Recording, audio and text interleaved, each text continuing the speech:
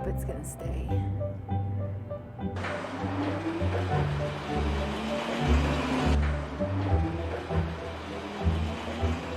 I have been interested in open source ever since being a teacher and being a librarian. So in library school, they teach us that freedom of information and access to information is the number one thing that you do.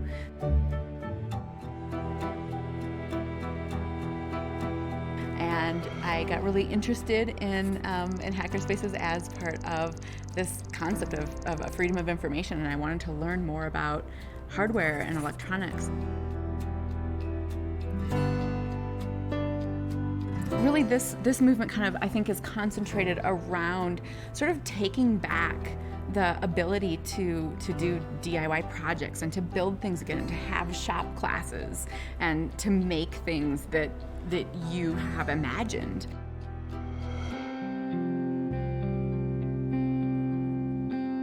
My favorite thing of building something is when an LED lights up.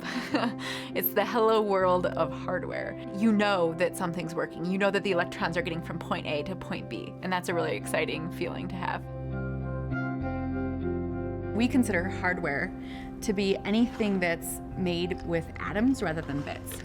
So we're talking, houses, things out of clay, fabric, electronics, and prosthetics and 3D printers and all kinds of things. You take that source, whatever it happens to be, if it's schematics or fabric patterns or whatever it is, and then you publicly publish those. And then you watch the community build on top of what you've built and remix it and remake it.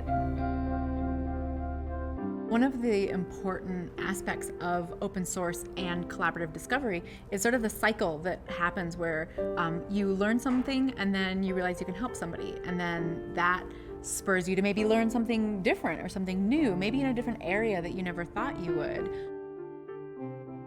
And one of the beauties of open source hardware is that you can't regulate which field it's used in. You can bring knowledge between fields with open source really easily, and then you can discover something that you didn't know before. It's really important for citizen science to have the freedom of access that open source brings to the table.